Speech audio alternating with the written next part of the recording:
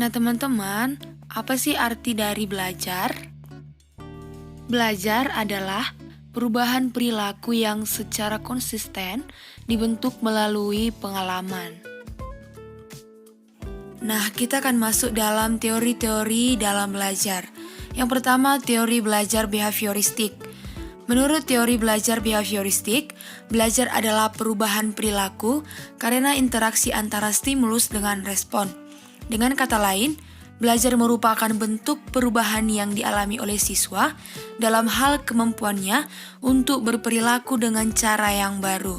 Seseorang yang dianggap telah belajar jika dia dapat menunjukkan perubahan perilakunya.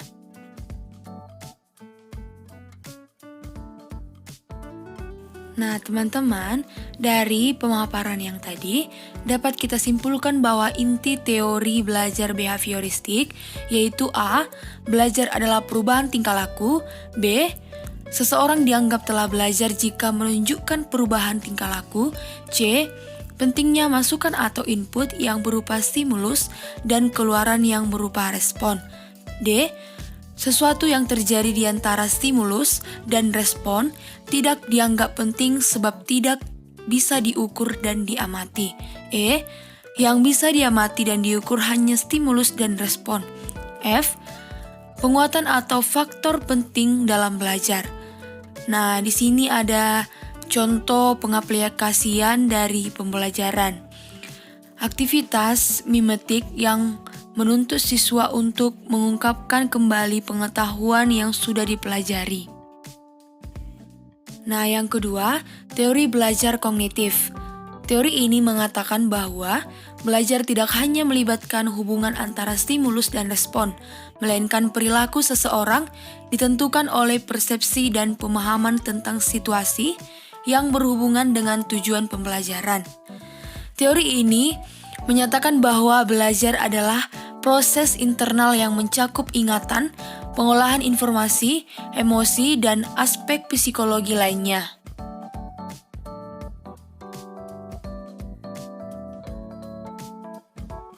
Nah, tadi saya sudah menunjukkan tokoh-tokoh dari teori belajar kognitif ini. Nah, di sini ada teori menurut Piaget. Menurut Piaget, perkembangan kognitif merupakan suatu proses genetik, yaitu suatu proses yang didasarkan atas mekanisme biologis perkembangan sistem syaraf. Nah, dalam teori menurut Piaget ini, Piaget membagi tahap-tahap perkembangan kognitif menjadi 4 bagian, yaitu A. Tahap sensorimotorik, yaitu berumur 0-2 tahun. B. Tahap preoperasional, yaitu berumur 2-7 atau 8 tahun. C. Tahap operasional konkret, yaitu berumur 7 atau 8-11 atau 12 tahun. D. Tahap operasional formal, yaitu berumur 11 atau sampai 12-18 tahun. Implikasi teori perkembangan kognitif Piaget dalam pembelajaran yaitu bahasa dan cara berpikir anak berbeda dengan orang dewasa. Oleh karena itu, guru mengajar dengan menggunakan bahasa yang sesuai dengan berpikir anak. Nah, teori yang ketiga yaitu teori belajar humanistik. Dalam teori ini ada 3 hubungan yang saling timbal balik, yaitu antara manusia, kepribadian, dan potensi diri.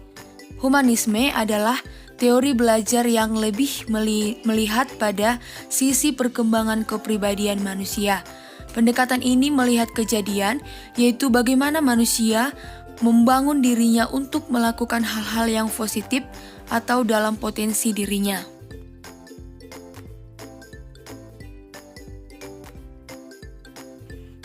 Prinsip-prinsip dalam teori belajar humanistik. Yang pertama, manusia mempunyai cara belajar alami. 2. Belajar signifikan terjadi apabila materi pelajaran yang dirasakan oleh murid mempunyai relevansi dengan maksud tertentu. 3. Belajar yang menyangkut perubahan di dalam persepsi mengenal dirinya. 4. Tugas belajar yang mengancam diri ialah lebih mudah dirasakan bila ancaman itu kecil. 5. bila bencana itu rendah, terdapat pengalaman siswa dalam memperoleh cara. 6. Belajar yang bermakna diperoleh jika siswa melakukannya. 7. Belajar lancar jika siswa dilibatkan dalam proses belajar. 8. Belajar yang melibatkan siswa seutuhnya dapat memberi hasil yang mendalam. 9. Kepercayaan dalam diri pada siswa ditumbuhkan dengan membiasakan untuk mawas diri. 10. Belajar sosial adalah belajar mengenai proses belajar.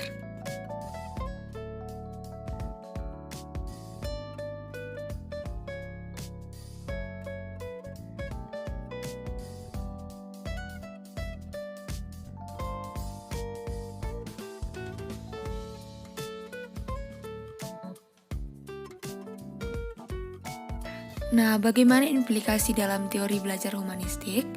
Yaitu, psikologi humanistik memberikan perhatian atas guru sebagai fasilitator. Berikut ini adalah berbagai cara untuk memberikan kemudahan belajar dan berbagai kualitas fasilitator. Ciri-ciri guru yang fasilitatif atau fasilitator adalah 1. Merespon perasaan siswa. 2. Menggunakan ide-ide siswa untuk melaksanakan interaksi yang sudah dirancang. 3. Berdialog dan berdiskusi dengan siswa. 4. Menghargai siswa. 5. Kesesuaian antara perilaku dan perbuatan. 6. Menyesuaikan isi kerangka berpikir siswa atau penjelasan untuk menetapkan kebutuhan segera dari siswa. 7. Tersenyum pada siswa. Nah, kita masuk dalam teori belajar yang keempat, yaitu teori belajar konstruktivisme. Di dalam konstruktivisme ini, teori belajar ini bertilik tolak dari teori pembelajaran behaviorisme yang didukung oleh B.F. Skinner yang mementingkan perubahan tingkah laku pada pembelajaran. Kemudian beralih kepada teori pembelajaran kognitivisme yang diperkenalkan oleh Jean Piaget, di mana ide utama pandangan ini adalah mental. Seterusnya, lahirlah teori pembelajaran konstruktivisme yang merupakan pandangan terbaru di mana pengetahuan akan dibangun sendiri oleh pembelajar berdasarkan pengetahuan yang ada pada mereka. Nah, teori ini diusung oleh Jean Piaget dan Vygotsky.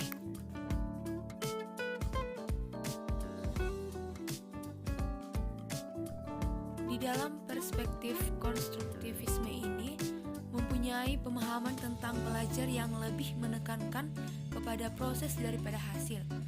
Proses belajar, hasil belajar, cara belajar, dan strategi belajar akan mempengaruhi perkembangan tata pikir dan skema berpikir seseorang sebagai upaya memperoleh pemahaman yang bersifat subjektif. Jadi, teori belajar konstruktivisme ini didefinisikan sebagai pembelajaran yang bersifat generatif, yaitu tindakan mencipta sesuatu makna daripada yang dipelajari.